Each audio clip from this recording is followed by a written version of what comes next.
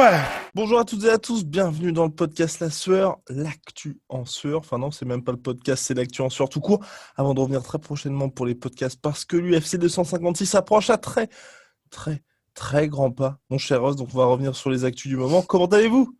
Bah, ça va impeccable et je suis content parce que voilà, comme je l'ai dit juste avant, mais ça te donne un air de force spéciale SAS avec le casque et le bonnet que j'apprécie particulièrement. Ça change du crâne d'œuf, en effet. Alors, on va commencer très rapidement par Clarissa Shields, donc dans les news du moment, qui vient de s'engager avec le PFL. Clarissa Shields, sans doute la championne de boxe anglaise la plus dominante du moment. Double championne olympique, actuellement championne du monde, 10-0 en carrière, seulement 25 ans, et qui a fait le choix, dans son prime, de commencer une carrière en MMA. Et puis elle pourra bien évidemment poursuivre aussi en boxe anglaise parce que c'est vrai qu'elle a aussi des intérêts financiers là-dedans. Qu'est-ce qu'on en pense de cette signature quand même au PFL de Clarissa Shields, qui est quand même majeure? Bah, en fait, c'est même monstrueux parce que pour le coup, c'est ce qui rend le sport si excitant du MMA, c'est quand il y a ce genre d'actualité parce que c'est un peu comme, bon, bah, on espère que ça donnera pas un peu la même chose, mais Aaron Pico, qui était un prodige absolu de la lutte et qui a décidé de faire le chemin jusqu'en MMA, et ça rendait la chose extrêmement excitante. Bah là, c'est pareil pour Clarissa Shields. Elle a gagné ses premiers Jeux Olympiques en 2012 à 17 ans. Et elle a gagné 2 fois les Jeux Olympiques. C'est extraordinaire. Elle en a que 25 encore aujourd'hui. Alors, je sais pas chez les femmes si le pic physique est au même moment que chez les hommes, parce que je sais que chez les hommes, apparemment, c'est aux alentours de 27 piges. Donc, si c'est pareil, mais à prendre avec des grosses pincettes sa mère, ben, elle est même peut-être même pas encore dans son prime. Mais c'est vrai que ce qui est extraordinaire, c'est que ben, ça va rajouter énormément d'excitation parce qu'entre Kayla Harrison aussi au PFL, qui est, il me semble aussi championne olympique, mais en judo, je Oui, crois. judo, exactement. Et donc, alors, elles sont pas dans la même. Quoique, je sais Hop, plus. hop, Parce qu'elle est en hop, hop, middleweight. Marty. Non, Eh une. Mais oui, oui, parce qu'il me semble. Oh là là là là, honte à moi, j'ai même pas été regarder exactement quel était le poids de Clarissa Shields. Mais Je suis sur elle, le coup. Je suis sur le coup. tu es sur le coup, mais en gros, bah, c'est extraordinaire parce que elle vient de la boxe Elle est anglaise. en moins de 76. Moins de 76. Moi, elle oscille entre moins de 76 et moins de 73, donc Et bah oui, c'est sûr qu'elle peut. Donc, enfin, je veux dire, si elle veut, elle peut. Et bah, donc, ça veut dire que potentiellement, on a quand même au PFL. Alors, même si je crois qu'Ayla Harrison, elle aussi, elle va dans d'autres organisations, mais ça voudra dire que vraiment on aura quelque chose qui pourra donner depuis Ronda Rousey en tout cas, peut-être comment dire, une explosion médiatique au niveau du MMA féminin, parce que, alors bien sûr, ce sera compliqué de faire plus médiatique que l'UFC, parce qu'à mhm. l'UFC, même malgré tout, il y a quand même Amanda Nunes, même si elle fait pas des super chiffres en pay-per-view, mais bon, ça reste quand même une superstar, et elle double championne, Rose Namajunas, tout ça, enfin, mais là, je pense que on peut créer un scénario, on peut créer une accroche médiatique avec des profils aussi intéressants que Clarissa Shields, Kayla Harrison, etc., qui peuvent effectivement vraiment donner un peu d'excitation au MMA féminin, quoi. Donc ça, c'est vraiment cool. Je suis entièrement d'accord. Et puis c'est vrai que de toute façon, si bon, la transition se passe bien pour Clarissa Shields, il faut de toute façon qu'il y ait cette rencontre entre les deux parce que tu as deux doubles médaillés olympiques qui s'affronteraient. Ouais. Et puis surtout, mine de rien, là, ça nous permet de nous offrir une petite digression. Mine de rien, le PFL, ils font un recrutement qui est assez impressionnant. Parce que, oui, et là aussi, c'est pour ça que Kayla Harrison a l'autorisation en fait, de combattre ailleurs qu'au PFL cette année. Parce que, comme à cause du coronavirus, leur saison a été annulée, ils permettent à certains de leurs plus gros athlètes, Ouais. justement, de gagner quand même leur vie et d'engranger de l'expérience dans d'autres organisations dites Mm. mineures. Mais c'est vrai que là, entre Fabricio Verdum, euh, Clarissa Clarissa Shields, et il y a Shields. eu, je crois, deux, trois autres noms qu'ils ont signés qui étaient assez impressionnants. Le PFL, il frappe quand même assez fort pour 2021. Et puis, non, je vais dire Rory McDonald. Il...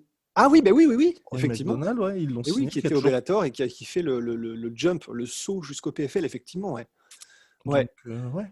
Bah, ça va être intéressant, très franchement. Et puis, bah voilà, c'est toujours pareil, c'est le jeu des concurrences, mais c'est une bonne chose. Et alors, ça va être un petit peu dur, peut-être, ce que je vais dire, mais bah, on va voir ce que font le PFL de Rory McDonald. Parce que c'est vrai qu'au Bellator, il n'aura pas eu un run mémorable. Et Ouais. c'est pas de la faute du Bellator nécessairement, hein, mais Non, il parce n'aura qu'ils pas eu ont un run. essayé, hein. Ils ont Ils essayé, auront vraiment. essayé. Ouais, franchement, ils leur ont fait combattre des noms, ils leur ont fait dans différentes catégorie de poids, etc. Mais bah voilà, c'est à un moment donné, c'est quand on parle de la malédiction du Bellator, bon bah faut voir à quel point est-ce que c'est une malédiction, à quel point est-ce que c'est autre chose. Mais là, pour le coup, bon bah c'était compliqué pour eux. Ils ont Rory McDonald après avoir eu Benson Anderson, après avoir eu et bah c'est des mecs qui entre guillemets contre-performent un peu. Donc là, c'est intéressant. On va voir ce que le PFL fait avec de telles têtes d'affiche, quoi. Entièrement d'accord. Alors maintenant, on va passer au drame, Ah de la putain. semaine. Nous n'aurons Ah ouais. pas Khamzat Chimaev contre Ouais. Leon Edwards le 19 décembre prochain. Il y avait eu la rumeur comme quoi Khamzat avait le coronavirus balayé par le corps Khamzat. Voilà, je t'ai endormi sur mes deux oreilles le dimanche. J'étais ok, c'est cool. D'ici 3 semaines, on va vivre une soirée mémorable. Et bah là, ça y est, bingo. C'est Leon Edwards qui a le coronavirus, apparemment un cas assez sévère parce qu'il a perdu plus de 4 kilos en 4 jours, je crois. Ah oui, non, ouais, oui, il a Wow. vraiment eu un cas assez hardcore, impossible de s'entraîner pour lui. Et là, il récupère tranquillement auprès de sa famille. Mais rassurez-vous, l'UFC vise quand même à ce que le combat se fasse pour janvier 2021. Mais c'est dommage. C'est quand même dommage qu'on ne puisse pas l'avoir là en décembre. Ouais, bah ouais, c'est le combat, honnêtement, qui n'est pas un combat pour le titre ou un combat, comment dire, d'énorme envergure qu'on voulait absolument voir. Et bah 2020, fin 2020 a refrappé encore une fois. Et en plus, c'est vraiment dur pour Leon Edwards parce que donc ça va se refaire en janvier. Donc ça va sceller le fait que lui, son année 2020, Ouais. ça a été mais peut-être un cas d'école de se prendre Shkumun sur Shkumun en fait. C'est il est censé affronter Tyrone. Il vient de renouveler son contrat après Rafael dos Anjos fin 2009. Il doit affronter Tyrone Woodley à Londres, chez lui, pour vraiment le. En gros, tout se passait parfaitement. Il était sur le chemin, sur les rails pour les cimes, tu vois. Eh ben non, Covid-19, eh ben non, on fera pas le combat en Angleterre, eh ben non, on arrête tout jusqu'à octobre où, eh ben non, on te retire même des rankings. Et un jour après, donc on pourra dire coïncidence, mais un jour après, sur 365, il a le combat contre Ramzat, et donc on le remet numéro 3 des rankings, des classements.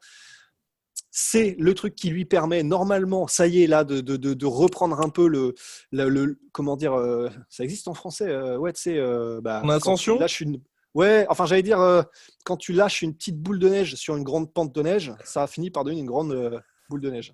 Il Pierre y a une Kirous expression n'amasse pour ça. pas, Pierre Kirous n'amasse pas mousse. Je crois pas. Mais en tout cas, ouais, voilà. Enfin, il aurait pu créer une inertie, recréer, relancer une inertie pour lui-même. Et ben en fait non. Donc 2020 en tout cas c'est râpé pour Leon Edwards et ouais, Tyrone Edwards. Et donc on attend Ouais. début janvier, on attend janvier 2021. Oui. Mais pour lui c'est vraiment vraiment dur quoi. Ouais. Moi honnêtement je pensais même qu'ils allaient essayer. Maintenant on n'a plus entre guillemets on n'est plus surpris par rien concernant Ramzat. Donc je pensais qu'ils allaient quand même essayer de lui trouver un remplaçant Je au pensais pied aussi. levé. Mais Mais ils non. peuvent pas. Non, parce que mine de rien, c'est vrai qu'on en parlait avec ce combat-là, c'est énorme risque, mais énorme récompense pour Hamza Chimaev. Et c'est vrai que étant troisième de la catégorie mine de rien, Leon Edwards, pour l'UFC, je pense que tu n'as aucun adversaire aujourd'hui qui coche un petit peu toutes ces cases que coche Leon Edwards. Et donc, ils ont tout intérêt d'attendre parce que c'est vrai que si tu prends Stephen Thompson, il est certes cinquième, mais pas du tout sur la même dynamique. Tu vraiment personne qui offre ce qu'offre Leon Edwards. Donc, tu es obligé aussi d'attendre. Et là aussi, mine de rien, pour Hamza, je suis bon. Mine de rien, s'il vise janvier, tu vois, quelque part, il n'y a que un mois à attendre. C'est pas énorme.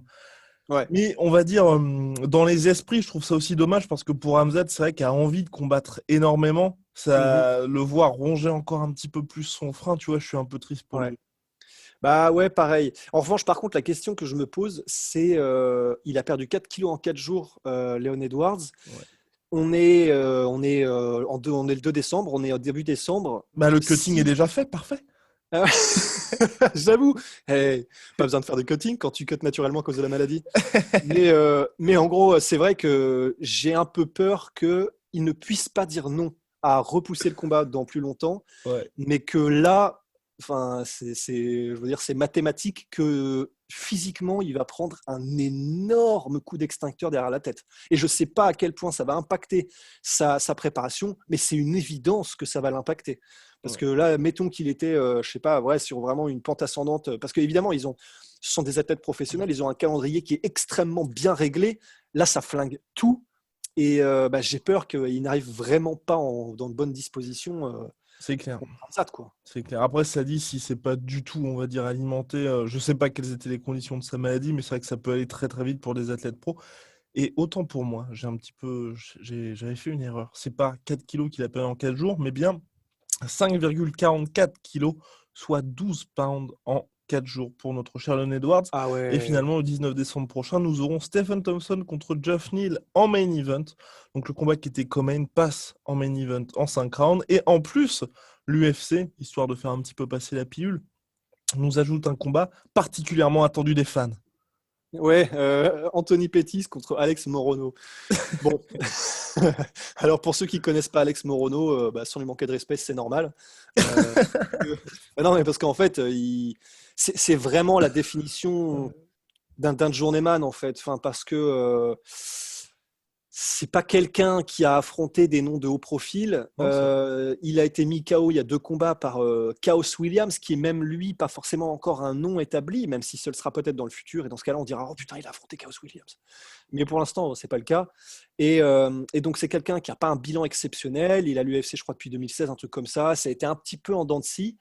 Et donc en fait, moi, ça m'étonne vraiment. C'est un welterweight, donc ce sera un combat en welterweight. Mais ça m'étonne vraiment parce que je vois pas la raison que l'UFC aurait de faire ça autre que il faut mettre un combat qui attire un petit peu les fans, un combat spectaculaire, et puis surtout, même si c'est très cruel, on donne l'occasion à Anthony Pettis de garnir un peu son highlight, quoi. Ouais, non, mais ça, je suis persuadé que ce soit ça. Et puis aussi, mine de rien, le coronavirus, hein, parce qu'on en avait parlé, je crois, dans un podcast précédent, mais c'est vrai qu'il y a eu énormément de duels déséquilibrés cette année, je trouve, depuis qu'il y a eu le Covid, et de duels aussi annoncés si tardivement, parce que là, il y a l'événement qui est dans le 19 décembre, c'est dans moins de 3 semaines, et c'est là qu'il y a l'officialisation du combat, et je pense que un mec qui est très bien classé chez les welter, il va jamais dire, bah ok, Anthony Pettis, je l'affronte en 3 semaines. Non, bien sûr, Faut au c'est moins sûr. un camp d'entraînement complet, alors que c'est vrai, pour Morono, c'est une opportunité en or. Sur le papier, il doit perdre. Il arrive outsider. Même avec un camp d'entraînement complet, il est outsider. Sauf que, en cas de victoire, il y a plein de portes qui s'ouvrent pour lui. Donc forcément, c'est plus facile à mettre en C'est pour place. ça. C'est pour ça, en fait, c'est très déséquilibré, mais tout le monde y gagne, en fait. C'est ça qui est paradoxal. C'est que, comme tu viens de le synthétiser, en fait, tout le monde y gagne, que ce soit Morono, que ce soit Pettis, parce que Pettis combat et c'est ce qu'il aime, c'est ce qu'il veut, rester actif, etc. Et puis, l'UFC gagne aussi. Et puis en plus, il est payé complètement. Donc, tout le monde y gagne. Et puis, oui, et puis voilà, puis ça fera vraiment, comment dire, effectivement, c'est vrai qu'il y a eu beaucoup de duels déséquilibrés cette année, mais voilà, c'est entre guillemets, là, dans des conditions comme ça, le force majeure, l'UFC peut pas vraiment faire autrement. Enfin, quand tu te retrouves avec des hécatombes de combattants comme ça, que ce soit par leur santé ou par les conditions dans lesquelles ils sont, dans leur pays ou enfin n'importe quoi, c'est vrai que tu n'as pas le choix en fait à un moment donné que de prendre beaucoup de short notice de la part de gens qui sont même pas d'organisation. Par exemple, pour Cyril Gane, il y avait Ante Delija qui était même pas d'organisation, qui a été pris au pied levé. C'est énormément de choses comme ça en fait. Donc pas le choix entre guillemets que d'avoir du déséquilibre régulièrement. Mais si tout le monde s'y retrouve comme c'est le cas pour Morono Pettis, tant mieux. Alrighty, sir. Dernier point sur Khabib Nurmagomedov, mais avant, Road to 50 G's. Leur tourne, et là on commence à marcher, je ne vous le cache pas. On vous prépare un truc le 19 décembre prochain. Le 19 décembre prochain, en toute humblitude, pour reprendre les mots de notre cher Ségolène Royal, on passe le next level. Attention. Si tout se passe bien, bien évidemment. Le 19 décembre prochain, on vous prépare une soirée. Ça va être intéressant. Ça, bien évidemment. Ça ne sera pas au niveau des soirées La Sueur en live, mais pour quelque chose qui se passe par écran interposé, voilà. Voilà, là, ça va être sympa. On met les petits plats dans les muffins, si vous voyez ce que je veux dire. Donc, on a besoin de vous. Pour les 50 000 abonnés, n'hésitez pas à vous abonner, balancer un petit pouce bleu, et on va pas se jinxer, bien évidemment, mon cher Rust, mais des choses se préparent. Il y a des choses qui se trament en coulisses. Exactement. Et donc, dernier point, c'est Khabib Nurmagomedov. Dana White a confirmé qu'il allait voir Khabib à Abu Dhabi. Khabib qui avait posté sur Instagram toujours plus pour teaser un éventuel retour ou pas, alors qu'à chaque interview, il dit non, c'est terminé. Un see you soon, Dana White. À bientôt, Dana White. Donc, Dana White qui a confirmé qu'il verrait bien Khabib à Abu Dhabi. Pourquoi ? Parce qu'Ousmane Nurmagomedov, pardon. Oumar, ouais. Oumar, le petit cousin de Khabib, qui doit faire ses débuts en bantamweight invaincu, doit faire ses débuts à l'UFC le 23 janvier prochain. Et donc, son toute vraisemblance, Khabib devrait être cornerman. Plus Khabib qui a racheté l'organisation du Gorilla Fighting Championship pour $1 million, qu'il a renommé Eagles FC, je crois. Ouais, un truc comme ça, ouais. Donc, il y a aussi possiblement cette tractation-là, mais à mon avis, moi, il va pas du tout avoir Dana White pour un éventuel retour. Bah, je pense pas non plus. Je pense pas non plus. Et en aparté, la raison pour laquelle on confond Ousmane et Oumar, c'est parce qu'en fait les deux existent, c'est-à-dire que Oui. les deux sont des tueurs à gages et sur le circuit pro.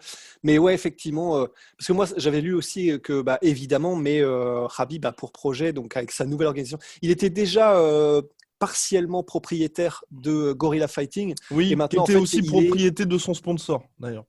Oui, bah voilà, donc la boucle est bouclée à un moment donné.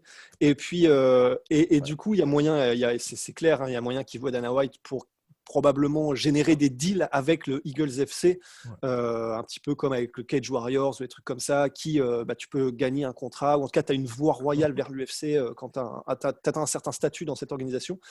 Mais oui, j'ai du mal à croire que ce soit, pour l'instant, en tout cas, pour un retour aussi. Ouais. Ouais. Mais en tout cas, ça va être intéressant aussi parce que Oumar, qui combat sur la même carte que Conor McGregor, Khabib, qui sera cornerman de Oumar, Mais oui. il y a un moment où ils vont se croiser, c'est ça. ils le font Oui. bien, quoi. Et on connaît l'UFC, ils peuvent très bien faire en sorte qu'il y ait des petites interactions entre les deux. Et là, Là, on attend parce qu'à un moment donné, non, parce que ça, pour le coup, baston général en backstage, je pense que je vais pas dire qu'un combat est inévitable, mais ouais, mais je pense c'est pas, non, je compliqué pense d'en pas, rester là. Je je pense pense pas. pas. On se souvient tous de ce qui s'était passé à Brooklyn, où c'est vrai que c'était quand même assez surprenant que Conor McGregor arrive à rentrer aussi facilement. Ah oui, oui, oui. Non, non, Voilà. bien sûr. Moi, je dis plutôt ça dans le sens, je pense pas que. Alors là, je suis totalement en roue libre d'interprétation parce que j'en ai Mhm. aucune idée. Je me base sur les posts Facebook de Connor. Mais donc attention le détective. Mais en gros, Victor Rust. j'ai l'impression que là tout de suite, Connor, il a pas envie de drama, il a pas envie de, il a juste envie de combattre et il a envie. Oups, tu me vois toujours? Ouais, toujours. Oh, pardon, j'ai fait une fausse manip avec mes doigts. Et comment dire? Et j'ai l'impression que là, comment dire, Connor, il n'a pas nécessairement envie d'avoir des bagarres générales, des insultes, des machins. J'espère, j'ai l'impression qu'il est un tout petit peu dans une autre sphère, en plus depuis la mort de Abdul Manap, où il lui a vraiment Mhm. payé ses respects, etc. Je ne sais pas si Connor sera en mode tête brûlée de 15 piges, comme il l'était quand il était probablement sous drogue, quand il frappait des vieux dans des bars, etc. Je pense qu'il a un objectif, il est plus concentré et j'ai du mal à voir Connor revenir un peu dans ses travers pour faire une baston générale à Abu Dhabi. Enfin, même si l'UFC met ça en place, personnellement, Mhm. je vais une piécette sur, ils vont avoir une interaction, on va voir ce qui se passe, peut-être respectueuse, peut-être pas, mais en tout cas, que ça ne dépassera pas les bornes des limites, quoi. Entièrement d'accord. Entièrement d'accord, mais je pense que ce sera intéressant. Je pense que Oui, ce sera intéressant et absolument. quoi qu'il arrive, l'interaction vaudra son pesant de cacahuètes. Bien, Mhm. je pense qu'on a fait le tour sur les actus du moment. Oui, je pense, ouais. Voilà, en tout cas, c'est notre nouveau format qu'on améliore bien évidemment à chaque épisode. Là, vous avez vu la nouvelle intro, nouvelle outro.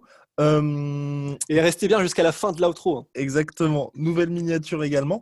Bref, voilà, là on va bientôt s'occuper du background petit à petit, c'est en train de se mettre en place. Donc quand il n'y a pas forcément de sujet pour faire un podcast dédié, on utilise ça, que ça nous permet de balayer toutes les actus du moment. Mon cher, je vous dis à très très vite. Big shout out à my sweet protein. J'avais dit n'importe quoi la dernière fois. Voilà, je me permets, hein. Moins Hop, je vais là. 45% sur tout my protein avec le code la sueur. C'est absolument monstrueux. Ouais, Donc voilà, et moins 10% sur tout Venom avec le code la sueur, cumulable avec les autres promos. C'est que amazing. demande le peuple? C'est simply amazing. Bien, Mhm. mon cher Rust, je vous dis à la prochaine. Prenez soin de vous et de vos proches. Merci, monsieur. Allez.